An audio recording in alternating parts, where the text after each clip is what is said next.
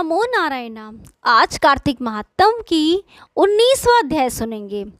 श्री विष्णु मम हृदय में प्रेरणा करने वाले नाथ, कहो महात्म कार्तिक राखो सिर पर हाथ। राजा पृथु ने पूछा, हे देवर्षि, अब आप यह कहिए कि भगवान विष्णु ने वहां जाकर क्या किया तथा जलंधर की स्त्री का पतिव्रत कैसे भ्रष्ट हुआ। श्री नारद जी ने कहा, जलंधर के नगर में जाकर भगवान विष्णु ने उसकी पतिव्रता स्त्री वृंदा का पतिव्रत भंग करने का विचार किया। वे उसके नगर में एक उद्यान में जाकर ठहर गए और रात में उसे स्वप्न दिया। वह उनकी माया और अद्भुत कार्य पद्धति थी और उनकी माया द्वारा जलंधर की स्त्री पतिव्रता वृंदा ने रात में यह सपने देखा कि उसका पति नग्न होकर सिर पर तेल लगाए महिष पर चढ़ा है। वे काले रंग के फूलों की माला पहने हुए हैं तथा उसके चारों ओर हिंसक जीव हैं। वह सिर मुंडाए हुए अंधकार में दक्षिण दिशा की ओर जा रहा है। उसने अपने नगर को समुद्र में डूबा हुआ देखा और इस प्रकार के बहुत से भयानक सपने देखे।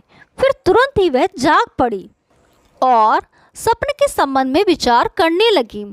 इतने में उसने सूर्य को उदय होते हुए देखा तो सूर्य में उसे एक छिद्र दिखाई दिया तथा वह कांतिहीन था। इसे उसने अनिष्ट जाना और भयभीत होकर रोने लगी। वह छज्जे पर गई, अटारी पर चढ़ी, भूमि पर उतरी, मगर उसे कहीं पर भी शांति प्राप्त नहीं हुई। फिर वह अपनी 2 सखियों को साथ लेकर उपवन में गई, परंतु वहाँ भी उसे शांति प्राप्त नहीं हुई। फिर वह जंगल में निकल गई, पर वहाँ भी उसे चैन न आया। वन में उसने सिंह के समान 2 भयंकर राक्षसों को देखा, जिससे वे अत्यंत भयभीत होकर वहाँ से भागने लगी। उसी समय वह अपने शिष्यों सहित एक तपस्वी आ गया तो वृंदा उसके पैरों को हाथ लगाकर उससे अपनी रक्षा के लिए याचना करने लगी। मुनि ने अपने एक ही हुंकार से उन दोनों राक्षसों को वहां से भगा दिया। वृंदा को आश्चर्य हुआ कि वह भय से मुक्त हो मुनि को हाथ जोड़कर प्रणाम करने लगी और कृतज्ञता का ज्ञापन किया। फिर उसने मुनि से अपने युद्धरत पति के संबंध में उसकी कुशलता क्षेम का प्रश्न किया। मुनि ने मौन हो आगे पीछे देखकर कुछ कहना चाहा कि उसी समय 2 वानर उसके पास आ हाथ जोड़कर खड़े हो गए। ज्यों ही मुनि ने भ्रकुटी का संकेत किया तो वह उड़कर आकाश में चले गए। फिर वह जलंधर का सिर व धड़ लेकर मुनि के पास आ गए। तब वृंदा अपने पति को मरा जान मूर्छित होकर धरती पर गिर पड़ी और अनेक प्रकार के वचन कहकर दारुण विलाप करने लगी। तत्पश्चात उसने मुनि जी से कहा, हे कृपानिधे, आप मेरे पति को जीवित कर दीजिए। पतिव्रता परायण दैत्य पत्नी ऐसा कहकर दुखी श्वासों को छोड़ती हुई मुनि के चरणों में गिर पड़ी। तब मुनीश्वर ने कहा, ये शिवजी द्वारा युद्ध में मारा गया है, अतः ये जीवित नहीं हो सकता, क्योंकि जिसे भगवान शंकर मार देते हैं वह कभी जीवित नहीं हो सकता। परंतु शरणागत की रक्षा सनातन धर्म है, अतः कृपा करके मैं इसे जिया देता हूँ। श्री नारद जी कहते हैं कि वह मुनि साक्षात विष्णु थे, जिन्होंने यह सब माया फैलाई थी। वह वृंदा के पति को जीवित करके अंतर्धान हो गए। जलंधर ने उठकर वृंदा का आलिंगन किया और उसका मुंह चूमा। वृंदा भी पति को जीवित देखकर बहुत खुश हुई और अब तक हुई सब बातों को स्वप्न समझा। इसके पश्चात वृंदा सकाम हो बहुत दिन तक अपने पति के साथ विहार करती रही। एक दिन उसने संभोग काल के अंत में भगवान विष्णु को पहचान लिया। तब वह उन्हें प्रताड़ित करती हुई बोली, हे परस्त्री से गमन करने वाले विष्णु, तुम्हारे शील को धिक्कार है। मैंने जान लिया है कि वह मायावी तपस्वी तुम ही थे। हे राजन, ऐसा कहकर क्रुद्ध हो पतिव्रता ने अपने तेज को प्रकट करते हुए उन्हें शाप दिया, जो तुमने अपनी माया से 2 राक्षस मुझे दिखाए थे, वही दोनों राक्षस किसी समय तुम्हारी भी स्त्री का हरण करेंगे और उसके विरह में दुखी होकर तुम वानरों की सहायता से वन में भ्रमण करोगे और वह सर्वेश्वर जो इस समय तुम्हारा शिष्य बना हुआ है वह वहाँ पर तुम्हारा साथी रहेगा। ऐसा कहकर पतिव्रता वृंदा भगवान विष्णु के लाख मना करने पर भी अग्नि में प्रवेश कर गई। ब्रह्मा आदि देवता आकाश से उसका प्रवेश देखते रहे। वृंदा के शरीर का तेज श्री पार्वती जी के शरीर में चला गया और आकाश में जय जयकार होने लगी।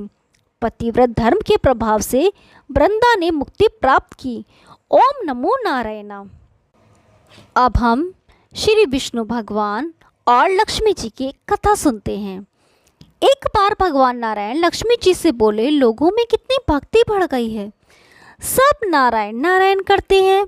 तो लक्ष्मी जी बोली, आपको पाने के लिए नहीं, मुझे पाने के लिए भक्ति बढ़ गई है।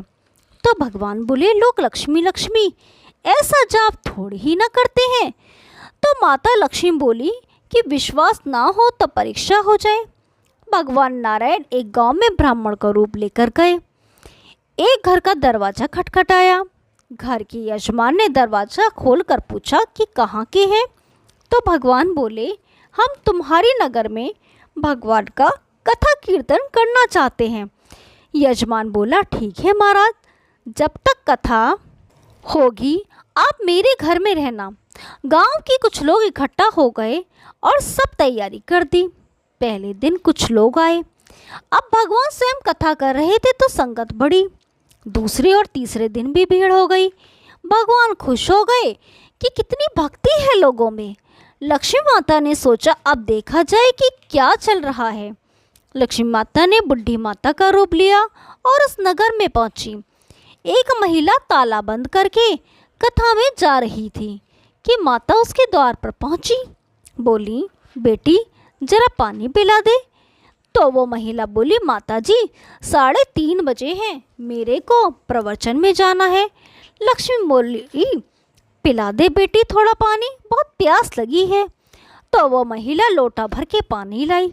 माता ने पानी पिया और लोटा वापस लौटाया तो सोने का हो गया। यह देखकर महिला अचंभित हो गई कि लोटा दिया तो था स्टील का और वापस लिया तो सोने का। कैसी चमत्कारिक माता जी हैं। अब तो वो महिला हाथ जोड़कर कहने लगी कि माता जी आपको भूख भी लगी होगी, खाना खा लीजिए। ये सोचा कि खाना खाएगी तो थाली कटोरी चम्मच गिलास आदि भी सोने के हो जाएंगे। माता लक्ष्मी बोली, तुम जाओ बेटी, तुम्हारा प्रवचन का समय हो गया। वह महिला प्रवचन में आई तो सही, लेकिन आसपास की महिलाओं को सारी बात बताई। अब महिलाएं ये बात सुनकर चालू सत्संग में से उठकर चली गई। अगले दिन से कथा में लोगों की संख्या कम हो गई। तो भगवान ने पूछा कि लोगों की संख्या कैसे कम हो गई। किसी ने कहा, एक चमत्कारिक माता जी आई है नगर में, जिसके घर दूध पीती हैं तो गिलास सोने का हो जाता है, थाली में रोटी सब्जी खाती हैं तो थाली सोने की हो जाती है। उसके कारण लोग प्रवचन में नहीं आते। भगवान नारायण समझ गए कि लक्ष्मी जी का आगमन हो चुका है। इतनी बात सुनते ही देखा कि जो यजमान सेठ जी थे वो भी उठ खड़े हो गए, खिसक गए। पहुँचे माता लक्ष्मी जी के पास। बोले, माता मैं तो भगवान की कथा का आयोजन कर रहा था और आपने मेरे घर को ही छोड़ दिया। माता लक्ष्मी बोली, तुम्हारे घर तो मैं सबसे पहले आने वाली थी, लेकिन तुमने अपने घर में जिस कथाकार को ठहराया है ना, वो चला जाए तभी तो मैं आऊँ। सेठ जी बोले, बस इतनी सी बात, अभी उनको धर्मशाला में कमरा दिलवा देता हूँ। जैसे ही महाराज कथा करके आए तो सेठ जी बोले, महाराज अपना बिस्तर बांधो, आपकी व्यवस्था अब से धर्मशाला में कर दी है। महाराज बोले, अभी तो 2-3 दिन बचे हैं, कथा की यहीं रहने दो। सेठ बोले, नहीं नहीं, जल्दी जाओ, मैं कुछ नहीं सुनने वाला, किसी और मेहमान को ठहराना है। इतने में लक्ष्मी जी आई। कहा कि सेठ जी आप थोड़ा बाहर जाओ, मैं इनसे निपट लूँ। माता लक्ष्मी जी भगवान से बोली, प्रभु अब तो मान गए। भगवान नारायण बोले, हाँ लक्ष्मी, तुम्हारा प्रभाव तो है, लेकिन एक बात तुमको भी मेरी माननी पड़ेगी कि तुम तब आई जब संत के रूप में मैं यहाँ आया। संत जहाँ कथा करेंगे वहाँ लक्ष्मी तुम्हारा निवास जरूर होगा। यह कहकर नारायण भगवान ने वहाँ से वैकुंठ के लिए विदाई ली। अब प्रभु के जाने के बाद अगले दिन सेठ के घर सभी गांव वालों की भीड़ हो गई। सभी चाहते थे कि ये माता सभी के घरों में बारी बारी आए, पर यह क्या, लक्ष्मी माता ने सेठ और बाकी सभी गांव वालों को कहा कि अब मैं भी जा रही हूँ। सभी कहने लगे कि माता ऐसा क्यों, क्या हमसे कोई भूल हुई है? माता ने कहा, मैं वहीं रहती हूँ जहाँ नारायण का वास होता है। आपने नारायण को तो निकाल दिया, फिर मैं कैसे रह सकती हूँ? और वो चली गई। ओम नमो नारायण। यदि आपको ये कहानी पसंद आई तो वीडियो को लाइक कीजिए, शेयर कीजिए और चैनल को सब्सक्राइब कीजिए। हम आपके लिए ऐसी रोचक पुरानी कथाएं लाते रहेंगे। तब तक के लिए नमस्कार।